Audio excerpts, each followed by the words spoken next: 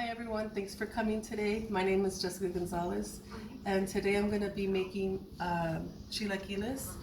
This is my grandma's recipe, which I've been making since I learned how to cook from her. These are the ingredients that she would use: corn tortillas. This is about 14 tortillas. You just cut them like that, tear them apart, or you can cut them with a knife, it's up to you. A whole onion diced, cotija cheese, which is similar to Parmesan cheese. It has a stronger flavor to it though, and it's used in a lot of Mexican dishes. And a salsa that's homemade from scratch, and it's basically 3 Roma tomatoes, half an onion, 2 jalapenos, and 2 garlic cloves boiled in water with a pinch of salt, a little bit of salt, and some corn oil, some mint, and shredded lettuce and sliced cucumbers, and that's optional. That's just going to be for the side. And right now I have some oil heating up. It's basically 3 tablespoons, but it just needs to be enough to heat up, to fry up the tortillas to make them crispy. So I'm just going to throw this in already.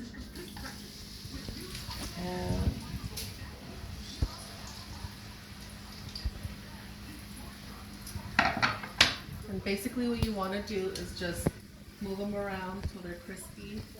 And if you don't want to cook up the tortillas, there's other recipes that call for, you can also use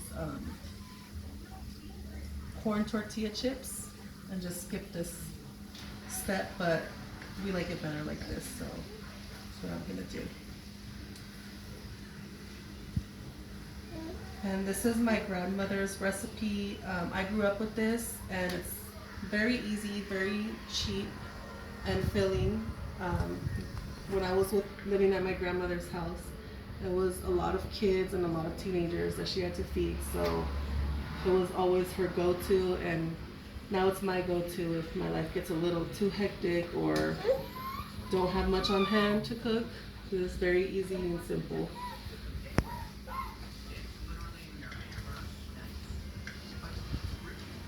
So I'm gonna let these cook a little. And for the sauce, you can make this any way you want to. You can add less jalapenos, no jalapenos. You can use canned tomato sauce. It's really up to you, whatever you want to use.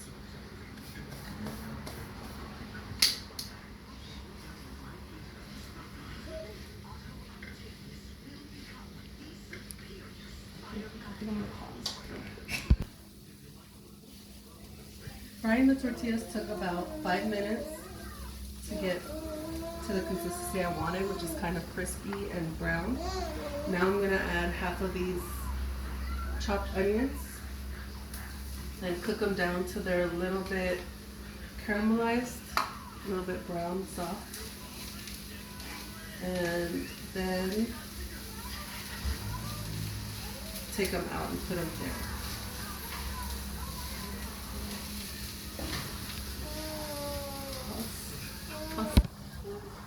Cooking the onions down took about 2 minutes. Now we're gonna add the salsa. We're gonna add the whole thing and make sure you stir it consistently. And then after that, we're gonna add the rest of the onions and the cheese and cover it and just let it sit and melt a little. And the thing about that cheese is that it doesn't really melt. It just stays kind of, it gets chewy, which I like that. But you can also use another cheese like that has more melting to it, like a mozzarella or Monterey Jack.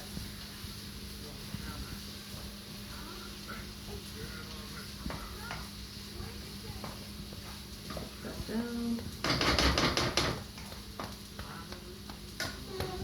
Add the rest of the onion. Actually, we're gonna add that much. And then I think this is, I don't know how much cheese this is. This is probably 1/3 of a pound. Do you want me to fix it or do you want to So I just added the cheese and the onions, and you're just gonna stir it. And this is perfect with like refried beans and guacamole. I've seen restaurants that add carne asada on top of it. It's really good. So you can just make it your own and add whatever protein you want on top, maybe a fried egg. It's really up to you.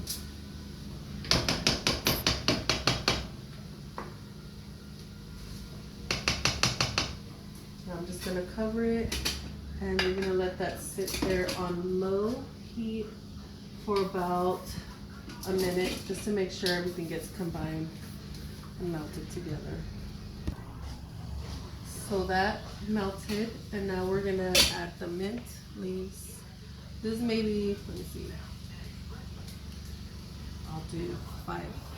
It's to your preference though. You don't have to add the mint either. It just gives it like a fresh taste to it, and mix it up.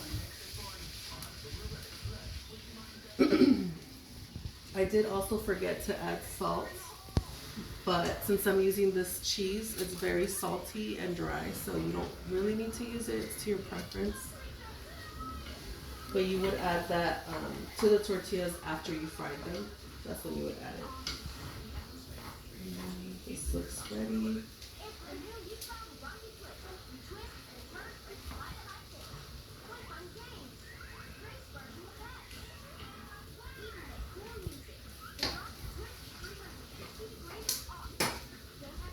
I'm gonna put some cucumbers on the side and a little bit of shredded lettuce and some cheese on top. And you could add sour cream or sliced avocado. This is what I have on hand. So this is how you make my grandmother's chilaquiles. Thank you for watching. See ya.